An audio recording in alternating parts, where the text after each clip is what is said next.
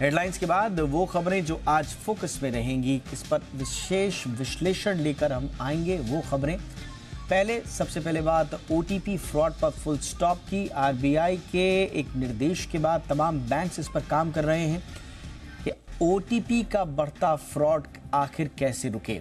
तो फिलहाल जो आइडिया निकला है वो ये कि अगर ओटीपी हटा दिया जाए तो फिर क्या होगा, लेकिन अगर ओटीपी हटा दिया गया तो फिर ट्रांजैक्शन कैसे होगा, अगर होगा तो ये क्या सेफ होगा, अगर ओटीपी नहीं तो फिर क्या, ये टोकनाइजेशन क्या है। इस तरह के तमाम सवाल आज की कवर स्टोरी से आपको मिल जाएंगे, इनके उत्तर। इसके अलावा कॉटन कैंडी से क्या कैंसर का खतरा है। जी हाँ, बच्चों को बहुत पसंद है कॉटन कैंडी और भारत में तो इसे स्थानीय स्तर पर गुड़िया के बाल भी कहा जाता है। अब उस पर कई राज्यों ने पाबंदी लगाई है। वो कौन से राज्य हैं, इनका विश्लेषण और क्यों, क्या ऐसे खतरनाक केमिकल्स इसमें हैं जो बच्चों के लिए ये खतरनाक हैं कि बैन के स्तर पर पहुंच गए, आगे आपको बताएंगे। आज की न्यूज़ इन फोकस स्टोरी ये भी रहेगी। इसके अलावा सरकार ने एक बड़ा कदम उठाया है, सरोगेट प्रचार पर प्रहार का। 22 तारीख को तमाम स्टेक होल्डर्स के साथ बैठक है और उस बैठक के बाद ये तय किया जाएगा कि सरोगेट एड्स पर कंप्लीट बैन कैसे लगेगा। सरोगेट एड यानी कि आपका उत्पाद कुछ और है और प्रचार आप किसी और का कर रहे हैं। मसलन शराब का उत्पाद है लेकिन शराब की आड़ में उसी नाम से आप सोडे का प्रचार कर रहे हैं क्योंकि उसकी इजाज़त है। ये तमाम बातें आज खुलेंगी शो के अगले चरण में। और ऑफ कोर्स रोज की तरह बात होगी मंगलवार का मंगलमयी बाजार ऑल टाइम हाई, किस तरह से बाजार ने छुआ, क्या आगे की ट्रैजेक्टरीज हैं, मौजूदा स्थिति क्या है, दिशा दशा सब बताएंगे। अनिल सिंघवी की राय भी लेंगे। ये है आज की न्यूज इन फोकस। और रोज की तरह आज का हमारा पोल यानी कि सवाल आज के शो का, जो कि जुड़ा हुआ है हमारी आज की कवर स्टोरी से। और जैसा हमने आपको बताया कि ओटीपी फ्रॉड पर लगाने की कोशिश सरकार की, लेकिन ट्रांजैक्शन के लिए अगर ओटीपी की अनिवार्यता को ही खत्म कर दिया जाए तो क्या वाकई में फ्रॉड रुक पाएगा?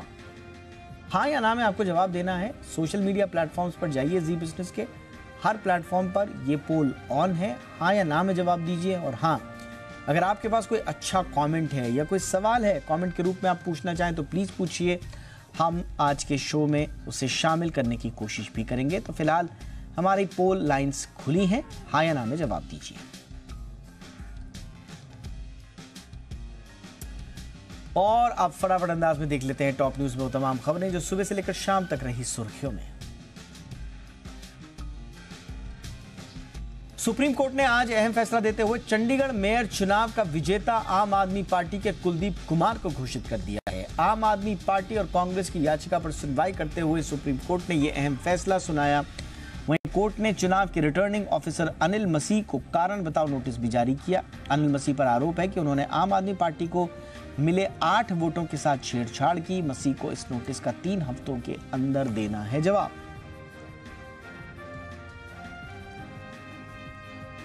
वहीं आम आदमी पार्टी ने सुप्रीम कोर्ट के इस फैसले को लोकतंत्र की जीत बताया है। दिल्ली के मुख्यमंत्री और आम आदमी पार्टी सुप्रीमो अरविंद केजरीवाल ने शीर्ष अदालत को धन्यवाद दिया।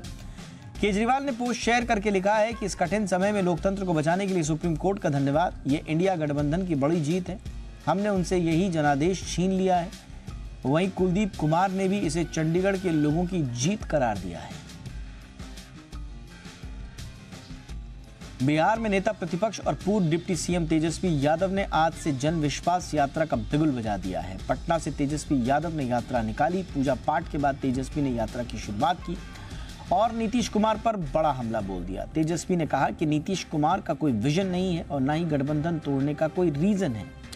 आपको बताएं कि 10 दिन की यात्रा में तेजस्वी 17 महीनों के कामकाज का ब्यौरा लोगों तक पहुंचाने की कोशिश कर रहे हैं।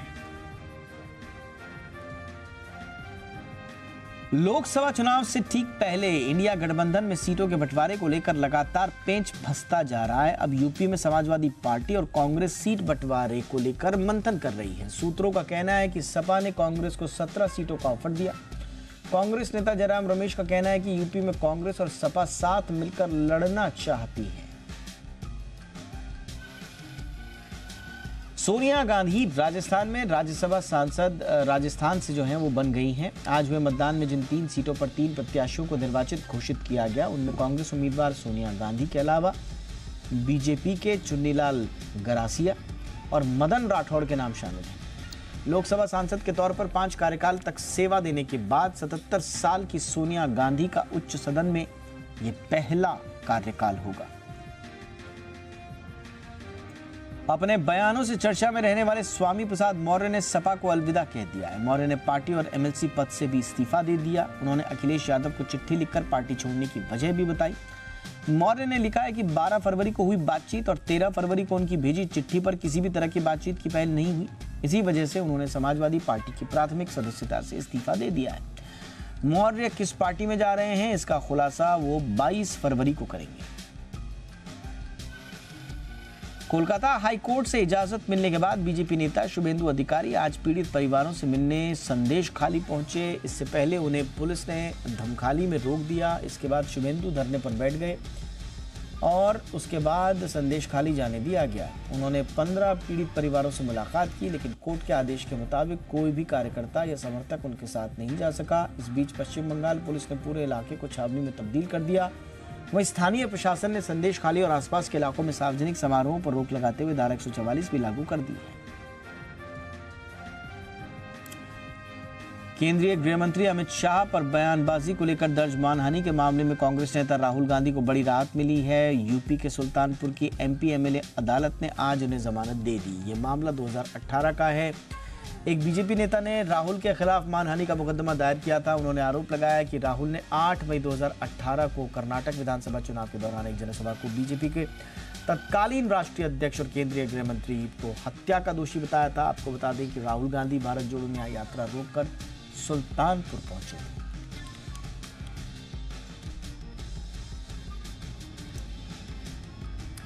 आइए शुरू करते हैं आज की हमारी कवर स्टोरी।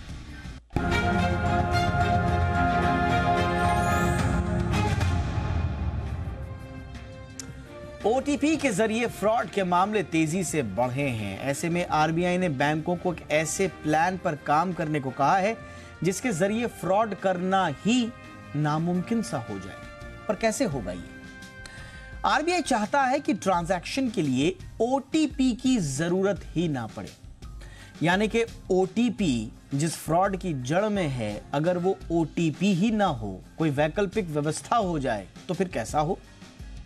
आइडिया अच्छा लग रहा है, लेकिन ये होगा कैसे, ये एक बड़ा सवाल है। दूसरा सवाल ये है कि अगर ओटीपी नहीं होगा, जो कि बहुत बड़ी सुरक्षा माना जाता है ट्रांजैक्शंस के लिए, तो फिर उसके वैकल्पिक व्यवस्था क्या सुरक्षित हो पाएगी? कहा यह जा रहा है कि कंपनीज अभी टोकनाइजेशन पर जोरों शोरों से काम कर रही हैं, बैंक तो खास तौर से। इसीलिए आज हम समझेंगे कि बिना ओटीपी के ट्रांजैक्शन की तैयारी कैसी है, ये क्या है, क्या इससे फ्रॉड पूरी तरह से रुक जाएगा। पहले ये रिपोर्ट देख लीजिए। मेरे साथ 2 खास मेहमान जुड़ रहे हैं। पहले ये रिपोर्ट, फिर लौटते हैं चर्चा के साथ।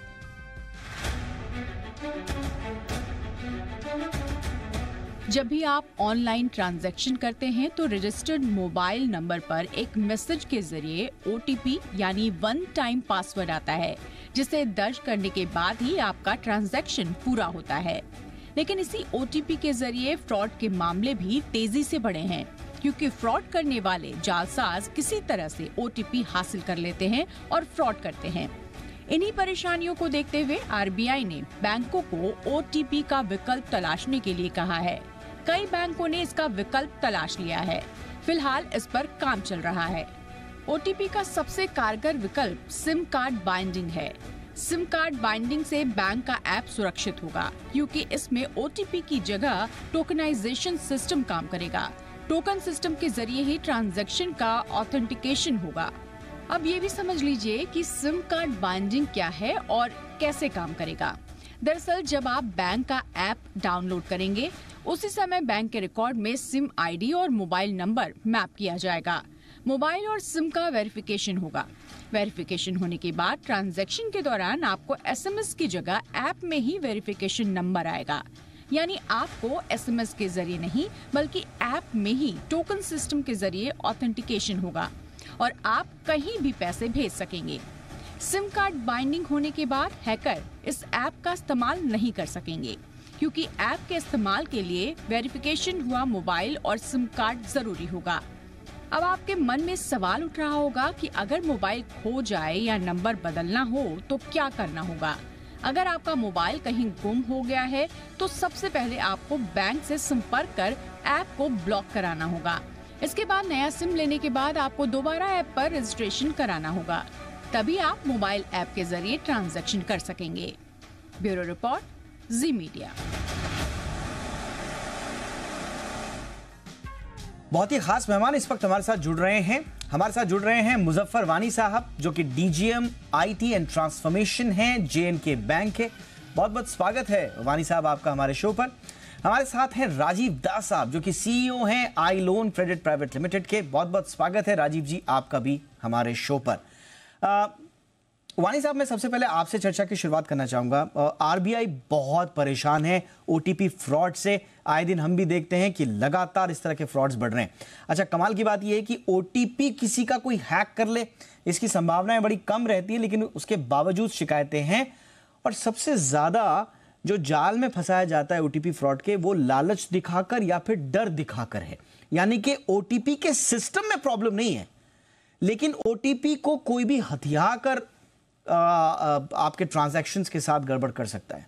तो ऐसे में ये ओटीपी लेस अवधारणा, ये क्या है वानी साहब, और इससे क्या बात बन पाएगी? तोवल जी, पहले तो धन्यवाद कि आपने मुझे मौका दिया है स्वागत प्रोग्राम पे आने का। तो ये जो ओटीपी है, एक्चुअली आरबीआई ने जो डिजिटल पेमेंट सिक्योरिटी की गाइडलाइंस निकाली हैं, तो बहुत पहले से ये जो है ऑपरेशनल है। तो उसमें आरबीआई कहता है कि additional factor of authentication bank को रखना जरूरी है जब भी कोई डिजिटल ट्रांजैक्शन हो। तो उसमें जो एडिशनल फैक्टर है, जैसे आप डिजिटल चैनल पे कोई ट्रांजैक्शन करोगे तो आपको पहले लॉगिन करना पड़ेगा, उसमें आपको पिन देना है, फिर उसके बाद आपका जो है ट्रांजैक्शन पिन होता है। उसके बाद एडिशनल फैक्टर जो है वो ओटीपी, बैंकों ने जो ज्यादा पॉपुलराइज हो गया पिछले कुछ सालों में, तो ओटीपी की टेक्नोलॉजी जो है वो इम्प्लीमेंट और अडॉप्ट हो गई। लेकिन अभी रिसेंट पास, जैसे आपने सही बोला कि ये जो फ्रॉड्स का इंसिडेंसेस हैं वो बहुत ही ज्यादा प्रिवलेंट है आज की डेट में, और ये बहुत बड़ा कंसर्न है सारे बैंकों के लिए। आरबीआई के लिए भी एक बहुत बड़ा कंसर्न बना हुआ है। तो तभी जो रिसेंट नोटिफिकेशन आरबीआई का आया है, तो उसमें ये बताया गया है कि बैंकों को अब जो है ये जो फ्रॉड प्रिवेंशन के लिए जो ऑथेंटिकेशन मैकेनिज्म जो है उसका कोई अल्टरनेटिव भी ढूंढना पड़ेगा। ओटीपी जो है अभी आज की डेट में थोड़ा वल्नरेबल बना हुआ है, जिससे कि जो कस्टमर्स की सिक्योरिटी है वो जो है इंश्योर करना जो आज की डेट में वो 100% फुल प्रूफ नहीं है। तो इसके लिए नया कोई मैकेनिज्म, नई टेक्नोलॉजी जो है, नया ऑप्शन जो है बैंकों को एक्सप्लोर करना पड़ेगा। ये आपने बड़ा अच्छा कहा कि एक्चुअली ये सारा का सारा ये एडिशनल फैक्टर ऑथेंटिकेशन से जुड़ा हुआ है कि आप सिक्योरिटी के लिए एक एडिशनल मेजर अपनाएं ताकि ट्रांजैक्शन फुल प्रूफ रहे एंड पूरी तरह से सिक्योर रहे। अब इसमें कुछ भी हो सकता है, इसमें आप ओटीपी का सहारा ले सकते हैं, इसमें आप दूसरी कोई टेक्नोलॉजी का सहारा ले सकते हैं। तो आरबीआई अब कह रहा है कि भाई ओटीपी बहुत हो गया, अब ओटीपी अगर आपको लग रहा है कि ये वल्नरेबल है तो प्लीज इसका कोई ऑल्टरनेटिव तरीका भी इजाद कीजिए और हमें बताइए ताकि हम उसको इंप्लीमेंट करें। तो सारी कहानी ये है। लेकिन ओटीपी इतना पॉपुलर है और ओटीपी इतना सिक्योर्ड लगता है, कैसे हम इसका एक ऑल्टरनेटिव इजाद कर पाएंगे? राजीव जी से समझने की कोशिश करते हैं। राजीव जी, बहुत सारे आ रहे हैं, सिम मोबाइल बाइंडिंग आ रहा है, टोकनाइजेशन की बात चल रही है, तो क्या ये वैकल्पिक व्यवस्थाएं हो सकती हैं जो ओटीपी का एक ऑल्टरनेटिव बन पाए? देखिए, रिजर्व बैंक हर समय एक नई गाइडलाइंस ले आती है जो कि बैंकों और अदर जो डिजिटल प्लेटफॉर्म्स है उनको इम्प्लीमेंट करना पड़ता है। बट जैसे आपने कुछ दिनों में या फिर हम देख रहे हैं कि जो ओटीपी वाला पासवर्ड है वो स्पूफिंग हो सकता है, किसी को आपने जैसा बताया कि पहला फुसला के लिया जा सकता है और ट्रांजैक्शन किया जा सकता है। तो जो ऑल्टरनेटिव मेथड जो अभी फिलहाल जो यूज हो रही है वो सिम बाइंडिंग हो रही है। सिम बाइंडिंग आपको मैं थोड़ा समझा देता हूं ताकि दर्शकों को समझे उस चीज के बारे में। जी। सिम बाइंडिंग ऐसा होता है कि जो आप फोन यूज कर रहे हैं उसके अंदर जब आप ऐप डाउनलोड करते हैं तो आपके तीनों चीजों के उसमें इंपॉर्टेंस हो जाती है। आपका जो फोन है, अगर आपने वो फोन नहीं यूज करके आपने उसका सिम कार्ड नई फोन में डाल दिया या फिर आपका सिम कार्ड क्लोन हो गया कहीं पे, तो वो सामने वाला जो बंदा है वो उसको यूज नहीं कर पाएगा, क्योंकि इसमें एक यूनिक आइडेंटिफिकेशन कोड आप डालते हैं। जब आप यूजर आईडी पासवर्ड डालते हैं उसके बाद आपको एक एम पिन, जिसको आप हम कहते हैं, एक आपका एक पर्सनल आइडेंटिफिकेशन नंबर रहता है जो आपका फोन, आपका मोबाइल और आपका सिम कार्ड तीनों के साथ और जो बैंक अकाउंट जो आपने ऐप डाउनलोड किया है उसके साथ वो एक कॉम्प्लेक्स एल्गोरिथम करके उसे जुड़ जाता है। तो इसमें व्हाट एक टू वे फैक्टर, अगर आपने जैसे एम पिन कर दिया है उसके बाद आपको एक ओटीपी आया तो एक टू वे फैक्टर ऑथेंटिकेशन होगा। तो इसमें जो फ्रॉड होने की संभावना रहेगी वो थोड़ी कम हो जाएगी। That is the basis of SIM binding. ये बड़ा इंटरेस्टिंग है। लेकिन एक सवाल मेरा इसमें है राजीव जी, बड़ा मैं सोच रहा था कि अगर चलिए ठीक है सिम कार्ड बाइंडिंग आपने कर दिया, लेकिन जो डेस्कटॉप पे अगर हमारा कोई ट्रांजैक्शन हो रहा है उस पे कैसे ये लागू होगा? इसमें अभी बहुत सारी चीजें आने हैं। आज के डेट में जो मैक्सिमम ट्रांजैक्शंस हो रही है वो डेस्कटॉप से नहीं हो रही है, लोग नॉर्मली मोबाइल यूज कर रहे हैं। So there will be a technology जहाँ पे आपका डेस्कटॉप के साथ वो लोग जो आप जो यूज कर रहे हैं, जो भी प्लेटफॉर्म यूज कर रहे हैं उसके साथ वो बाइंड कर देंगे। बट फिलहाल इससे सिम बाइंडिंग ही कह रहे हैं, इसे अभी तक डेस्कटॉप के साथ अभी तक लागू नहीं किया। लेकिन आपने सही कहा कि ज्यादातर ट्रांजैक्शंस जो हो रहे हैं वो तो अभी मोबाइल के जरिए ही हो रहे हैं। इनफैक्ट मोबाइल से ट्रांजैक्शन की प्रवृत्ति दिनों दिन बढ़ती जा रही है और उस तरह का एक डिजिटल इकोसिस्टम बड़ा शानदार हमने इजाद किया है, इसमें कोई शक नहीं है। लेकिन वो कैसे फुल प्रूफ हो, सिक्योर्ड हो, इसके लिए भी आरबीआई लगातार चिंतित है। वानी साहब, आपको लगता है कि ये टोकनाइजेशन, सिम कार्ड बाइंडिंग, इससे कुछ लगाम लग पाएगी? और इस तरह की टेक्नोलॉजी अडेप्ट करने में किसी भी बैंक को कितना समय लगता है? क्या कुछ मुश्किलात भी आती हैं? नहीं, देखिए, ये जो जितनी नई टेक्नोलॉजीज आती हैं उसके साथ नई रिस्क्स भी आती रहती हैं। मींस कि जो फ्रॉडस्टर्स हैं वो हमेशा एक कदम आगे की सोचते हैं कि भाई हम नई टेक्नोलॉजी लाएंगे, वो उसको कैसे जो है डिफीट करके, उसको जो है पेनिट्रेट करके अपना जो उनका करना होता है वो उसमें सक्सेसफुल रहे। तो इसमें जो जैसे जो नई टेक्नोलॉजी की बात हो रही है कि अगर अल्टरनेटिव ओटीपी का ढूंढा जाए, तो चूंकि टेक्नोलॉजी में दिन ब दिन जो है डेवलपमेंट्स होती रहती हैं, तो बहुत सारी टेक्नोलॉजीज अवेलेबल हैं मार्केट में जो कि अडॉप्ट हो सकती हैं। मीन्स कि जब आरबीआई ने अब बोल दिया तो नेचुरली सारे बैंक जो है इस तरफ काम करना शुरू कर देंगे। दो तीन मैं हवाले देना चाहूंगा। जरूर सर, जरूर। जैसे टाइम बेस्ड ओटीपी एक होता है, जिसमें कि जैसे आपका जनरेट हो गया, आपका इस वक्त तो आपका सर्विस प्रोवाइडर के थ्रू ओटीपी जनरेट हो जाता है। जैसे आपके पास एक डिवाइस होगा तो डिवाइस में एक टोकन जो है वो जनरेट हो जाएगा। आप डिवाइस को ऑपरेट करोगे तो वहां एक नंबर जनरेट होगा। जैसे ओटीपी आपको आता है, वो डिवाइस आपकी ही कस्टडी में होगा, तो वो नंबर जो है एज ओटीपी आप यूज कर सकते हो। या कुछ एप्लीकेशंस भी ऐसी होती हैं, सिक्योर एप्लीकेशंस, जिन पे जब आप एक्सेस करोगे तो वहां एक नंबर जनरेट होगा जो आप अपने ट्रांजैक्शन में यूज कर सकते हो, इंस्टेड कि आपको एसएमएस के थ्रू वो ओटीपी पहुंच जाए। दूसरा एक तरीका है कि जैसे डायरेक्ट डेटा कनेक्शन, जिसको कहते हैं कि आपका जो डिवाइस है वो डायरेक्टली हुकअप होगा जो बैंक का जो सिस्टम है या सोल्यूशन है, जो कि आपको डिजिटल जो ट्रांजैक्शन प्लेटफॉर्म है जो सर्विसेज दे रहा है उसके साथ हुकअप होगा। वो एक सिक्योर सेशन होगा उस दौरान जिस दौरान आप ट्रांजैक्शन कर रहे हो। या तीसरा जो इमर्जिंग टेक्नोलॉजी है वो जैसे बिहेवियर बायोमेट्रिक्स जिसको कहते हैं, यानी जो हम जो यूज कर रहा है कोई भी डिजिटल डिवाइस, उसका एक अपना तरीका होता है डिवाइस यूज करने का। यानी कि आपका स्वाइप करने का तरीका, आपका टैप करने का तरीका, या आप फोन कैसे पकड़ते हैं, आप लेफ्ट हैंड में पकड़ के यूज करते हो, राइट हैंड में यूज करते हो, आप उसको एज लैंडस्केप यूज करते हो, पोर्ट्रेट यूज करते हो। तो वो सारा जो है आज की डेट में ऐसी टेक्नोलॉजीज अवेलेबल है जो कि वो सारा उसका बिहेवियर जो है वो रीड करके रिकॉर्ड करते हैं। जो आर्टिफिशियल इंटेलिजेंस और मशीन लर्निंग टेक्नोलॉजी आई हुई है, तो मशीन्स जो है वो इसका जो बिहेवियर है ट्रांजैक्शन के दौरान या इंटरेक्शन के दौरान जो डिजिटल डिवाइसेस के साथ वो इंटरेक्ट कर रहा है, तो सारा रिकॉर्ड होता है और लर्न करता है over a period of time. तो अगर फ्रॉडस्टर कोई ट्रांजैक्ट करता है इम्पर्सनेशन करके, तो वो एकदम से रिकॉग्नाइज कर पाएगा कि ये जो है एक्चुअल जो कस्टमर है, अकाउंट होल्डर है, वो नहीं कर रहा है, कोई और कर रहा है, and the device the solution is going to block it. So ये नई नई टेक्नोलॉजीज हैं जो कि बैंक्स अडॉप्ट कर सकती हैं आगे जाते हुए, जबकि आरबीआई जो है इसकी गाइडलाइन जो फॉर्मल गाइडलाइन वानी साहब कमाल, बहुत ही बढ़िया आपने जानकारी दी वानी साहब। और खास तौर से ये बिहेवियरल बायोमेट्रिक्स तो बहुत ही इंटरेस्टिंग है। मतलब आप अगर आप लेफ्ट हैंड से ट्रांजैक्शंस करते हैं, पता चला किसी फ्रॉडस्टर्स ने आपको अपने इन्फ्लुएंस में लेकर, अपने हाथ में लेकर, या रिमोट से वो दूसरे हाथ से कर रहा है, तो वो आपको बता देगा कि there is something wrong going on, तो वहाँ पर अलर्ट आ जाएगा। आप कौन से उंगली से कर रहे हैं, तो ये इस तरह से बिहेवियर बायोमेट्रिक्स, ये मुझे बहुत ही इंटरेस्टिंग लगा। इसको हम एक्सप्लोर ज़रूर करेंगे आगे। लेकिन अभी मैं फिर से चलता हूँ राजीव दास जी के पास। राजीव जी, अभी टोकनाइजेशन की बात भी कही जा रही है।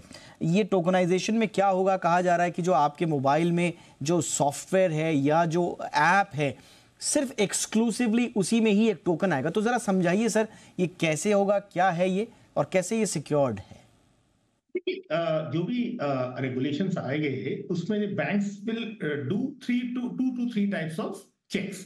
तो वो एक जो चेक होता है जो नॉर्मली आप ओटीपी बोलते हैं, इसको अगर हमने सेपरेट कर दिया। सेकंड एक होता है कि basically they will work on a zero trust device. अच्छा, जीरो ट्रस्ट डिवाइस की जो पॉलिसी है, बेसिकली जो ऐप जो डाउनलोड किए है, उसी ऐप में आपको एक पर्टिकुलर टोकन आपके पास आ जाएगा। एक जो हमारे फेलो पैनलिस्ट ने बताया, जो आपको एक एक्सटर्नल डिवाइस मिला जाएगा, उसके अंदर एक टोकन आ सकता है जिसको आप इंप्लीमेंट कर सकते हैं, या फिर जो डिवाइस आप यूज कर रहे हैं, जो ऐप आप यूज कर रहे हैं, उसी में जैसे ही आप एमपिन फैक्टर डालेंगे, आपको एक सेकेंड लेवल ऑफ ऑथेंटिकेशन दिखाना पड़ेगा, तो एक टोकनाइजेशन हो जाएगा। ये जो स्टेप ऑफ ऑथेंटिकेशन है, इसमें जो फ्रॉड होने के चांसेस है वो बहुत तरीके से कम हो जाते हैं। और मेरा ये कहना है कि अगर आप ये 2 या 3 फैक्टर ऑथेंटिकेशन अगर हम कर लेते हैं, तो मेरे एक हिसाब से we can reduce the fraud risk to a certain extent. Of course जैसे रोज टेक्नोलॉजी अडॉप्ट होती है, जैसे आपने बिहेवियरल होता है, एआई बताया है, बहुत सारी चीजों में, जैसे आपका फेस रीडिंग करके आप अपने डिवाइसेस को ओपन कर सकते हैं, तो ऑफ कोर्स फ्रॉडस्टर्स भी एक स्टेप अहेड रहते हैं। तो कहीं ना कहीं ऑथेंटिकेशन, इसीलिए हमें कहते हैं कि जब आप मोबाइल यूज करते हैं या सिम कार्ड जो चेंज करते हैं, इसे संभाल के रखना चाहिए। नॉर्मली क्या करते हैं, आप जो मोबाइल यूज करते हैं, आप सेकंड हैंड मार्केट में बेच देते हैं, तब आप पूरा सब डेटा प्रोसेस नहीं कर पा रहे। तो एक है ना, कस्टमर अवेयरनेस भी होना चाहिए इस चीजों के बारे में, क्योंकि कहीं कहीं जो फ्रॉड हो जाती है, वो कहीं कहीं हम एक छोटी छोटी गलतियां कर देते हैं। ओटीपी शेयरिंग तो एक बात है, बट जो मोबाइल यूज करते हैं उसे भी, या फिर जो डेस्कटॉप यूज कर रहे हैं वहीं पे भी, जब हम किसी चीज को हम सेकेंडरी मार्केट में बेच देते हैं, तो हमको ये पता रहना चाहिए कि ये पूरा जो डेटा है वो ऑटोमेटिकली इरेज हो चुका है या नहीं। नहीं, बिल्कुल आपने ठीक कहा, ये कंज्यूमर अवेयरनेस तो होना ही चाहिए। अपनी सुरक्षा के लिए सबसे पहले खुद को अवेयर होना बहुत ज़रूरी है। लेकिन आरबीआई ये चाहता है कि कंज्यूमर अवेयरनेस के साथ साथ जो फाइनेंशियल इंस्टीट्यूशंस हैं वो भी एक मुकम्मल, एक बेहतर ताना बाना बनाएं, जिससे हम ज़्यादा सुरक्षित रख पाएँ ट्रांजैक्शंस को। और इसी के साथ अब आज के सवाल का जवाब लेने का वक्त आ चुका है। हमने अपने दर्शकों से पूछा था कि उन्हें क्या लगता है कि ओटीपी वाला अगर सिस्टम हटा दिया जाए, उसकी जगह वैकल्पिक व्यवस्था आए, तो क्या फ्रॉड रुक पाएंगे? देखिए साहब, ये तो बड़ा लोग लग रहा है बहुत हताश हैं। 85% कह रहे हैं कि नहीं रुकेंगे फ्रॉड। आप कुछ भी कर लीजिए, ये फ्रॉड नहीं रुकेंगे। मात्र 15% लोग कह रहे हैं कि हाँ रुक जाएंगे, और ना कहने वाले 85% है। मुझे लगता है कि ये थोड़ी सी हताशा बताता है ग्राहकों के मन में, लेकिन इस हताशा को दूर करने के प्रयास भी जारी हैं। और हम भी यही कहेंगे, सतर्क रहिए। सरकार भी काम कर रही है, बैंक्स भी काम कर रहे हैं आपके हितों के लिए। थोड़ा पेशेंस रखिए तो संभवतः ये ऑल्टर हो जाएगा। 85% कहेंगे कि हाँ हो जाएगा ठीक, 15% कहेंगे ना। लेकिन ये रिफ्लेक्शन है वस्तु स्थिति का। ये आज की जो डेट में सच में लोगों के मन में एक डर है, एक ट्रस्ट डेफिसिट है सिस्टम को लेकर, वो ये दर्शाता है। पर बहरहाल सही दिशा में जा रहे हैं हम, ऐसी उम्मीद हम करते हैं। फटाफट से कुछ कमेंट भी ले लेते हैं हमारे दर्शकों के, वो क्या कह रहे हैं। हमारे दर्शकों के बहुत सारे आए हैं। आई एम राधा करके ये हैंडल है और ये कह रहे हैं कि yes there should be some unique number और code which is known to only the card holder, और इसी दिशा में शायद काम हो रहा है राधा जी। तो ये है आपका सवाल।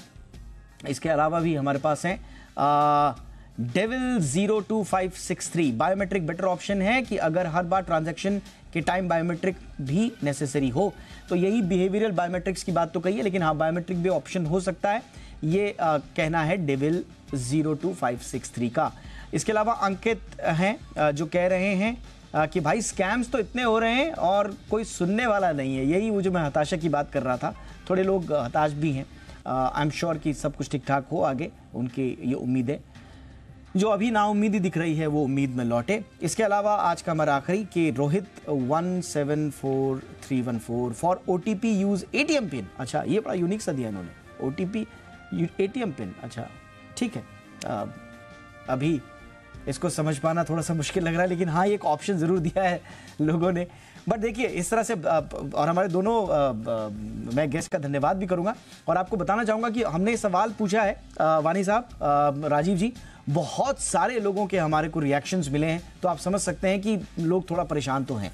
बट चलिए देखते हैं सरकार क्या करती है। सरकार नहीं, RBI ने निर्देश दिए हैं, इस पर बैंक किस तरह के सिस्टम को लेकर आते हैं, बड़ा दिलचस्प होगा देखना। बहुत मजा आया आप लोगों से बातचीत करके, उम्मीद से मैं भरा हूं, वो उम्मीद है कि हमारे दर्शकों को भी अच्छा लगा होगा। बहुत बहुत शुक्रिया राजीव जी, वानी साहब, थैंक यू सो मच। एक छोटा सा ब्रेक, और ब्रेक के साथ ही ये थी आज की हमारी कवर स्टोरी।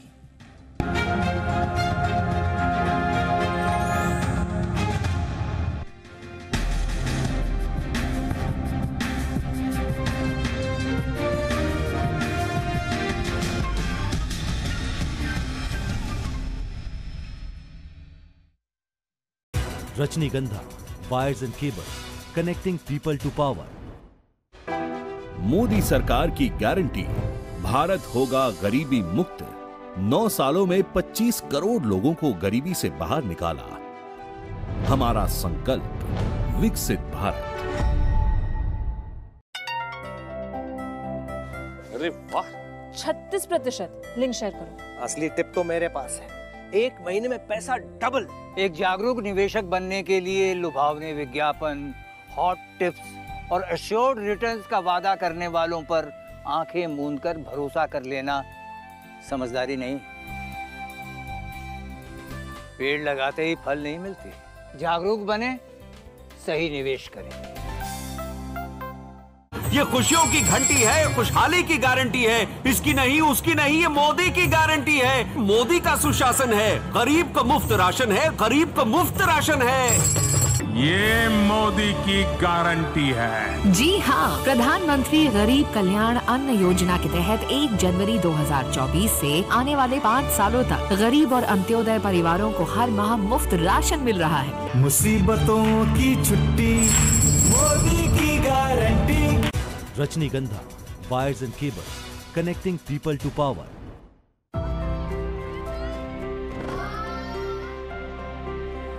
माँ हमें दुनिया की काली नजर से बचाती है।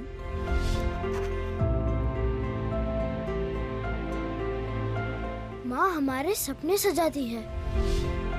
माँ हमें पढ़ाती है, बढ़ाती है। माँ हमें पैरों पर खड़ा करती है। माँ हमारे लिए कितना स्ट्रगल करती है। माँ हम सबको मजबूत बनाती है, लेकिन माँ को मजबूत कौन बनाता है? मोदी जी।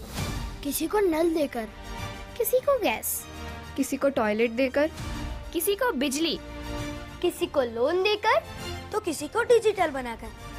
मेरी माँ मजबूत तो भारत माँ मजबूत, ये मोदी सरकार की गारंटी है। Thank you Modi ji.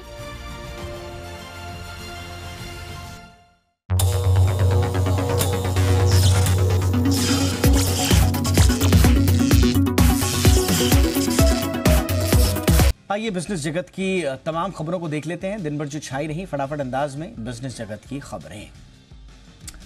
विभो स्टील ट्यूब्स ने स्टॉक मार्केट में शानदार शुरुआत की है। एनएसई पर कंपनी के शेयर 425 रुपए के लिस्ट पर हुए, यानी आईपीओ निवेशकों को 181% के लिस्टिंग गेन्स हुए। डेब्यू पर विभो स्टील ट्यूब्स के शेयर का प्राइस यही नहीं रुका और अपने लिस्टिंग प्राइस से और आगे बढ़ गया। लिस्टिंग के कुछ ही मिनटों के भीतर ही विभो स्टील ट्यूब्स का शेयर 5% के अपर सर्किट में लॉक हो गया। इसके आईपीओ को निवेशकों का जोरदार रिस्पांस मिला था और ये 298 गुना से ज्यादा सब्सक्राइब हुआ। जीपीटी हेल्थ केयर का आईपीओ गुरुवार यानी कि 22 फरवरी से खुल रहा है। इसमें निवेशक 26 फरवरी तक पैसा लगा सकते हैं। जीपीटी हेल्थ केयर का इस आईपीओ के जरिए 525 करोड़ रुपए जुटाने का प्लान है। इसके लिए कंपनी 40 करोड़ के फ्रेश शेयर जारी करेगी। कंपनी के मौजूदा निवेशक ऑफर फॉर सेल के जरिए 485 करोड़ रुपए के शेयर बेचेंगे। कंपनी ने आईपीओ का प्राइस बैंड 177 से 186 रुपए प्रति शेयर तय किया है। कंपनी कोलकाता बेस्ड है और आईएलएस हॉस्पिटल ब्रांड्स 4 हॉस्पिटल चलाती है। इसमें 2 हॉस्पिटल्स कोलकाता में, एक हावड़ा में और एक अगरतला में है।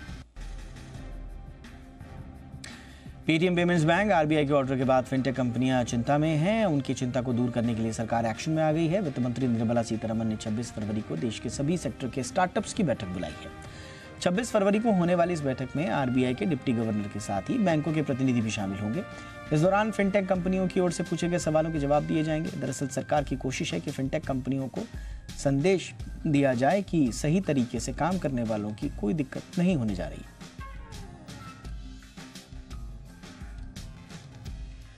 आरबीआई ने एक रिपोर्ट में कहा है कि मौजूदा वित्त वर्ष की दूसरी छमाही में भारतीय इकोनॉमी की तेज रफ्तार कायम रहेगी। आरबीआई की मंथली बुलेटिन में कहा गया है कि हाई फ्रीक्वेंसी इंडिकेटर्स इस बात का संकेत दे रहे हैं कि FY 24 की दूसरी छमाही में ग्रोथ की रफ्तार अच्छी बनी हुई है।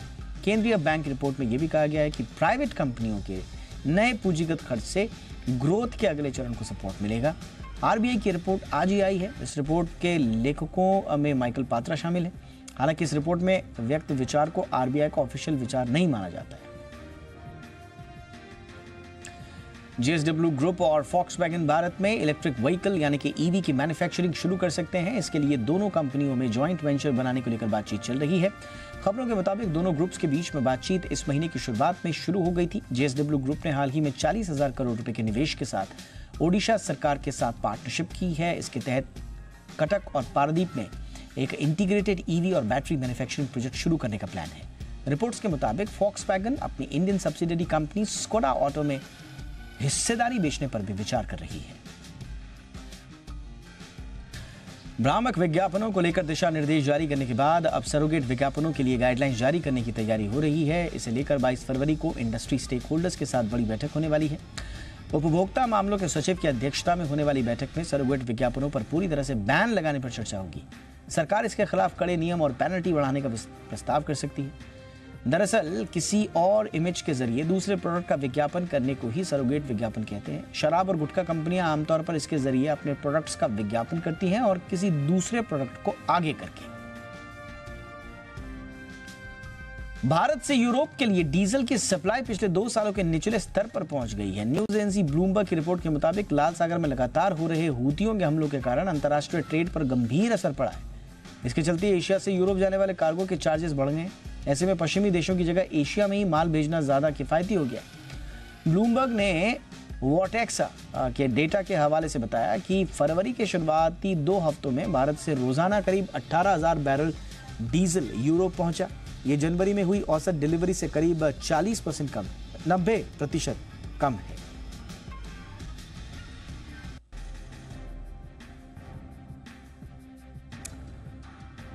कॉटन कैंडी, जिसे खासतौर पर बच्चे बड़े शौक से खाते हैं, उस पर तमिलनाडु और पुदुचेरी सरकार ने बैन लगा दिया है। ऐसा इसलिए क्योंकि कॉटन कैंडी के सैंपल में कैंसर पैदा करने वाले रसायन मिले हैं। तमिलनाडु के स्वास्थ्य मंत्री के मुताबिक रोडोमाइन बी युक्त खाद्य पदार्थ तैयार करना, पैकेजिंग करना, उसका आयात करना, बेचना और परोसना नियमों के तहत, कानून के तहत दंडनीय अपराध है।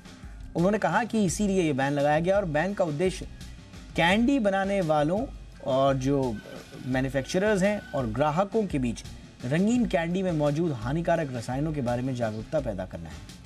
रंगीन कैंडी भले ही स्वादिष्ट लग सकती है, बच्चों को बड़ी लुभाती भी है, ये देखने में बड़ी अट्रैक्टिव होती है, इसे खाना भी बच्चे पसंद करते हैं, लेकिन ये सेहत के लिए बहुत हानिकारक है।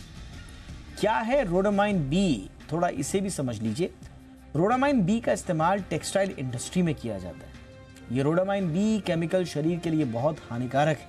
कपड़े वगैरह में जिसका इस्तेमाल हो, अगर वो आपके शरीर में चला जाए तो आप सोच सकते हैं कि आपके शरीर के लिए कितना खतरनाक हो सकता है। जब ये शरीर के अंदर जाता है तो ये टिश्यू और सेल्स में ऑक्सीडेटिव तनाव पैदा कर सकता है। अगर ऐसा लंबे समय तक रहता है तो ऐसी स्थिति में कैंसर भी हो सकता है, या लीवर वगैरह में अगर ये जाके जम गया तो लीवर भी खराब हो सकता है। सरकारी खाद्य प्रयोगशालाएं जहां पर ये सैंपल्स गए थे उनमें इनका परीक्षण किया गया और उनमें पाया गया कि गुलाबी कैंडी में रोडामाइन बी है। यानी कि सबसे ज्यादा जो प्रचलित है गुलाबी वाली, जिसे गुड़िया के बाल कहा जाता है, अक्सर मेलों में, छोटे फंक्शंस में बहुत मिलती है, खासतौर से छोटे शहरों में। ऐसे में ये रोडामाइन बी युक्त है, जबकि नीली कैंडी में रोडामाइन बी और एक और अज्ञात रसायन है। मतलब अगर ब्लू वाली आप खा रहे हैं तो उसमें तो एक और एक्स्ट्रा केमिकल है रोडामाइन बी के साथ साथ। तो इसी तरह से ये जो जितनी भी रंगीन कैंडीज हैं इनको लेकर चिंताएं थी और इन पर इसीलिए बैन लगाया गया है। 2 स्टेट हैं ऐसे, और खाद्य विश्लेषकों ने दोनों सैंपल्स को घटिया और इंसानी सेहत के लिए असुरक्षित बताया है। तो प्लीज इस बात का ध्यान रखिए, आइंदा अगर आप अपने बच्चे को इस तरह के गुड़िया के बाल या जो कलरफुल कैंडीज हैं इनको अगर आप, या कॉटन कैंडीज हैं अगर आप खिलाना चाहें तो प्लीज ध्यान रखिएगा, सतर्क रहिएगा। ऑलरेडी जिन इलाकों में ये बैन हुई है वहां से आप ये नजीर और सबक ले सकते हैं।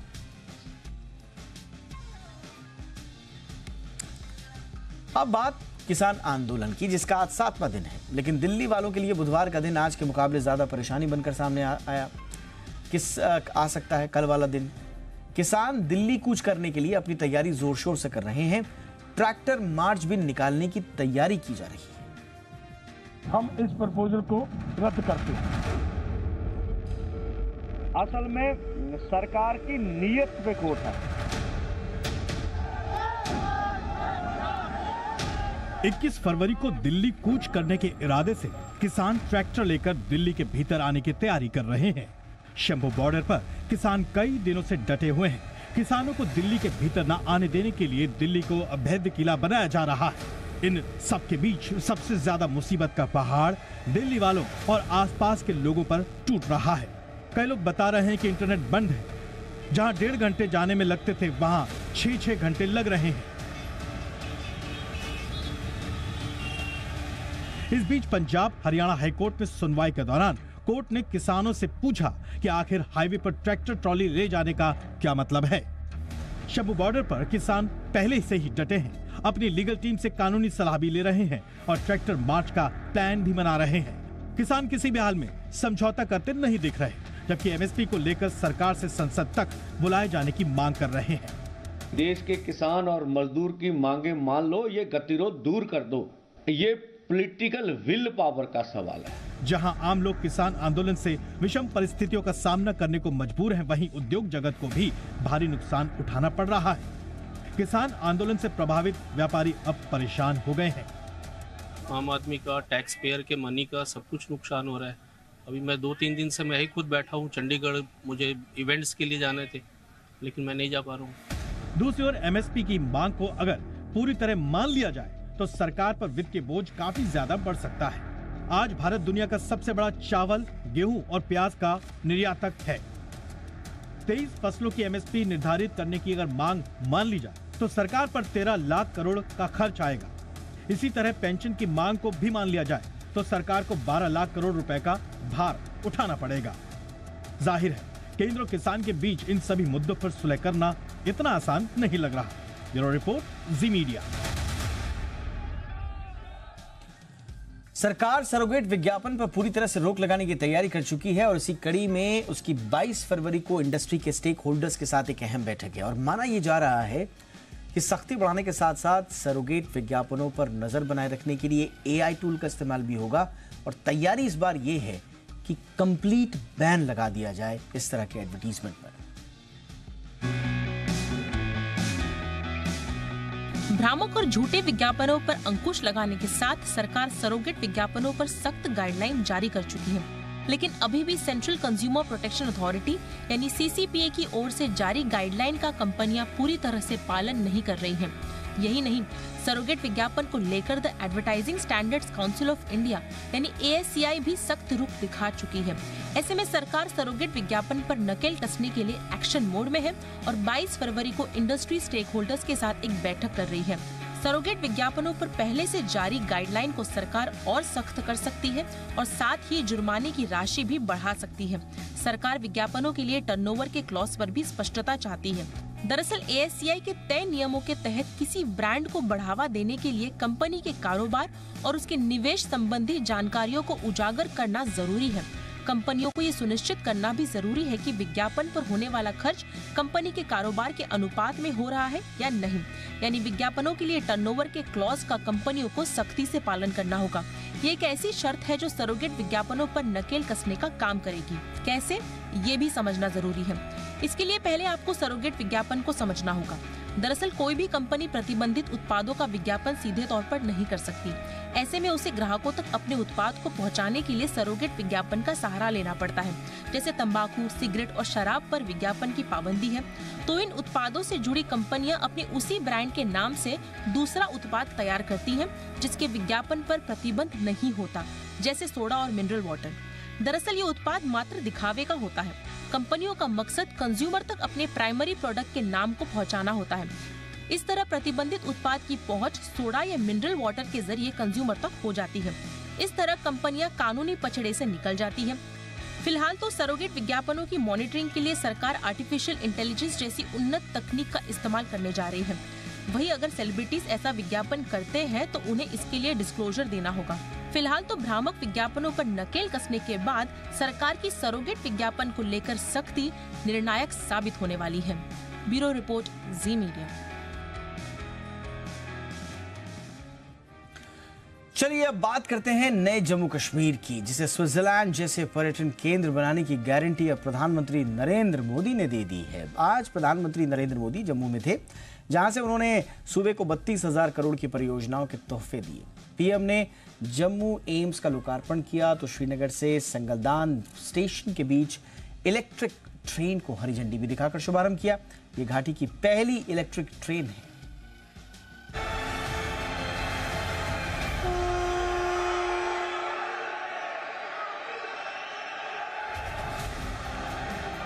जम्मू कश्मीर में प्रधानमंत्री नरेंद्र मोदी ने 32,000 करोड़ की विकास परियोजनाओं का लोकार्पण और शिलान्यास किया। विपक्ष के नेता इसके लिए सरकार को मुबारकबाद दे रहे हैं। यह दिखाता है नए जम्मू कश्मीर में विकास और स्वस्थ सियासत दोनों पटरी पर है और नया जम्मू कश्मीर विकसित जम्मू कश्मीर बनने की तरफ तेजी से बढ़ रहा है।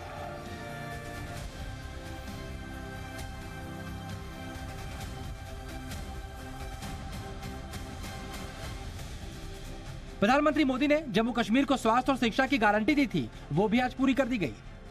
प्रधानमंत्री ने जम्मू में एम्स और IIM का उद्घाटन किया। 2019 में इसकी आधारशिला भी प्रधानमंत्री मोदी ने ही रखी थी।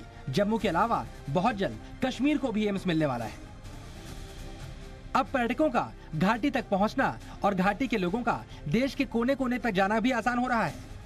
प्रधानमंत्री नरेंद्र मोदी ने कश्मीर की पहली इलेक्ट्रिक ट्रेन को भी हरी झंडी दिखाई है। ये ट्रेन संगलदान से बारामूला के बीच चलेगी, यानी आने वाले वक्त में कश्मीर के लोग ट्रेन से बैठकर कन्याकुमारी तक की यात्रा भी कर सकेंगे।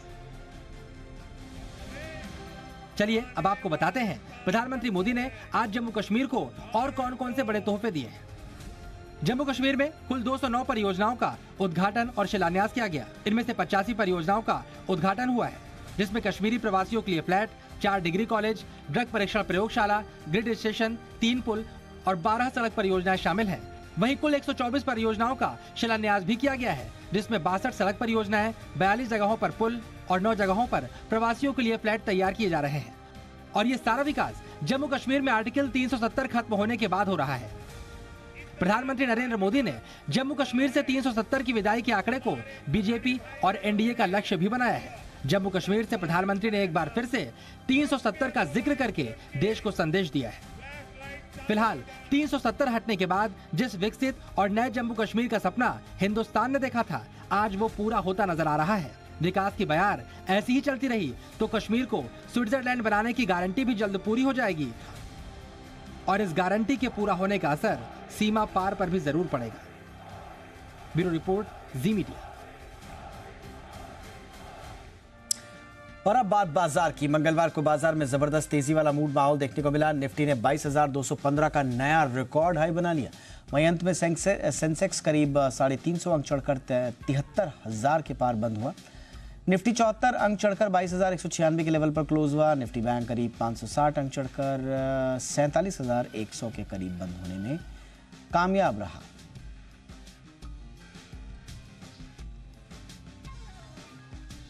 और आइए अब देखते हैं जी बिजनेस के मैनेजिंग एडिटर अनिल सिंघवी कल के लिए बाजार पर क्या स्ट्रैटेजी बनाने की सलाह दे रहे हैं। कल अमेरिकी बाजार थे बंद और आज खुलेंगे तो देखना होगा 2 दिनों के किस तरह के संकेत बनते हैं। लेकिन वैसे संकेत कमजोरी के हैं। डाउ फ्यूचर्स 75 पॉइंट नीचे और नैस्डैक फ्यूचर्स 100 पॉइंट नीचे ट्रेड करते दिख रहे थे भारतीय बाजारों के बंद होने के वक्त। यानी कि हल्की कमजोरी अमेरिका में रह सकती है, वहां से संकेत लेंगे। लेकिन ज्यादा इंपॉर्टेंट संकेत हमारे इस बात के होंगे कि किस तरह के एक्शन आपको देखने को मिलते हैं एफआईएस की तरफ से, लोकल फंड्स की तरफ से। उम्मीद करते हैं कि आज दमदार खरीदारी के आंकड़े आएंगे जो बाजार को जोश भरेंगे और ऐसे में अगर कमजोर ग्लोबल संकेतों के चलते एक नीचे शुरुआत हुई तो तुरंत आपके लिए खरीदारी का मौका बन भी जाएगा। कल बैंक निफ्टी की वीकली एक्सपायरी शॉर्ट्स बहुत है और बैंक निफ्टी कुछ और कमाल करने की तैयारी में आपको नजर आएगा। अब आइए नीचे सपोर्ट कहाँ है पहले वो देख लीजिए। 22,050, 22,125 अब निफ्टी पर कल आपके लिए सपोर्ट का काम करेगा और 22,225 के पार निकलकर एक बार टिका तो नई जोन में, नई अनचार्टेड टेरिटरी में निफ्टी पहुंचता हुआ दिखेगा, एक और हाई बनाएगा। जहां तक बैंक निफ्टी का सवाल है, सपोर्ट अब थोड़ा सा नीचे है 46,550, 46,725 ये वो रेंज है जो सपोर्ट का काम करेगी। 47,200 को पार करके बैंक निफ्टी जैसे ही टिका 47,500 के पहले कोई छोटी मोटी रुकावट है नहीं और नॉन स्टॉप 300 पॉइंट की तेजी वहां से भी आराम से बनती हुई दिख सकती है। सो एक अच्छा एक्शन वहां हो सकता है और कल तो वीकली एक्सपायरी है तो एक्शन भरपूर रहेगा। मिड कैप स्मॉल कैप शेयरों पर फोकस कम जरूर है लेकिन चिंता न करें, वहां पर भी मौके खरीदारी के लिए आपके लिए बनते दिखेंगे। तो अगर ग्लोबल सपोर्ट मिला तो तुरंत दौड़ लगाएंगे, नया हाई बनाएंगे और नहीं मिला तो नीचे खुलकर पहले सपोर्ट लेवल से बाजार के घूमने की और खरीदारी आने की संभावनाएं बनती है। विशाखापत्तनम में नेवी का युद्धाभ्यास मिलान 24 चल रहा है। 27 फरवरी तक चलने वाले इस वॉर एक्सरसाइज में 50 से ज्यादा देशों की नौसेना हिस्सा ले रही है। समंदर के ऊपर आसमान में नौसेना का शक्ति प्रदर्शन, दुनिया देख रही नौसेना का पराक्रम, वीरों का शौर्य देख दुश्मन रह जाएंगे दंग। इंडियन नेवी का सालाना एक्सरसाइज विशाखापट्टनम में शुरू हो गया है। मिलन 2024 के नाम से शुरू हुआ ये युद्धाभ्यास 27 फरवरी तक चलेगा। युद्धाभ्यास के पहले दिन हेलीकॉप्टर एयरक्राफ्ट की टैक्टिक देखने को मिली। इस बार के युद्धाभ्यास को नौसेना ने CCC यानी सौहार्द, सामंजस्य, सहयोग की थीम दी है।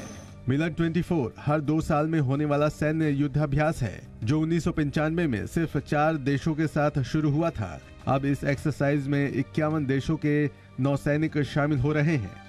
ये पहली बार होगा जब भारत के भारतीय नौसेना के दोनों एयरक्राफ्ट कैरियर INS विक्रमादित्य और INS विक्रांत युद्धाभ्यास में शामिल होंगे। वहीं INS चेन्नई भी इस प्रैक्टिस में शामिल हो रहा है जिसने हाल ही में लाल सागर में रेस्क्यू ऑपरेशन में हिस्सा लिया था। भारत से दोस्ती की वजह से कट्टर दुश्मन अमेरिका, रूस और ईरान जैसे देश भी एक साथ नौसेना युद्धाभ्यास कर रहे हैं।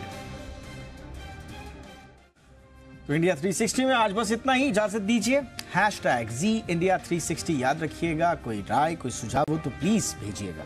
इंतजार रहेगा। नमस्कार।